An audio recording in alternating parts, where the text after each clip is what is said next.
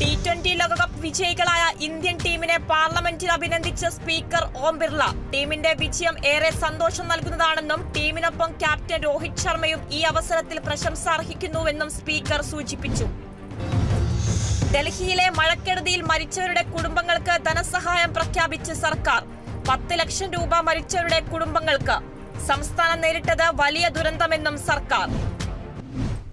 മുംബൈയിലെ ബുഷി ഡാമിൽ വീണ് ഒരു കുടുംബത്തിലെ 3 പേർ മരിച്ചു. കനത്ത മഴയിൽ വെള്ളച്ചാട്ടത്തിൽ ജലനിരപ്പ് ഉയർന്നതാണ് അപകട കാരണം.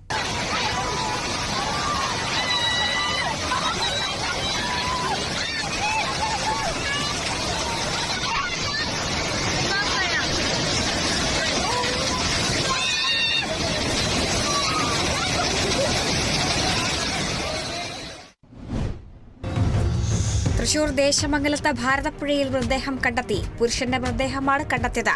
മരിച്ചയാളെ തിരിച്ചറിഞ്ഞില്ല. തൃശൂർ കാഞ്ഞാണി ലയൺസ് ക്ലബിന്റെ ആഭിമുഖ്യത്തിൽ ഗ്ലോബൽ സർവീസ് പ്രൊജക്ട് പരിപാടി സംഘടിപ്പിച്ചു. പരിപാടിയുടെ ഉദ്ഘാടനം ലയൺസ് ക്ലബ് മുൻ പ്രസിഡന്റ് സുരേഷ് കൊട്ടാരത്തും നിലവിലെ പ്രസിഡന്റ് മോഹൻലാലും ചേർന്ന് നിർവഹിച്ചു. തൃശൂർ പഴുവിൽ കത്തോലിക്ക കോൺഗ്രസിന്റെ നേതൃത്വത്തിൽ ഫെറോന കുടുംബസംഗമം നടന്നു. പഴുവിൽ സെന്റ് ആന്റണീസ് ഫെറോന പള്ളിയിൽ വെച്ച് നടന്ന ചടങ്ങിൽ ഫെറോന വികാരി ഫാദർ ഡോക്ടർ വിൻസെന്റ് ഉദ്ഘാടനം ചെയ്തു. തിരുവനന്തപുരം കാട്ടാക്കടയിൽ വിദ്യാർത്ഥികളെ മർദ്ദിച്ച സംഭവത്തിൽ 3 പേർ കൂടി അറസ്റ്റിൽ. അറസ്റ്റിലായത് സജിത്, അബിൻ, അനുരാജ് എന്നിവർ.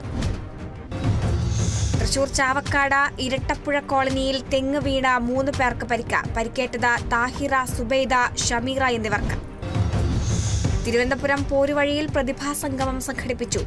മഴവില്ലി എന്ന പേരിൽ സംഘടിപ്പിച്ച പരിപാടി ചലച്ചിത്ര സംവിധായകൻ ബി ഉണ്ണികൃഷ്ണൻ ഉദ്ഘാടനം ചെയ്തു.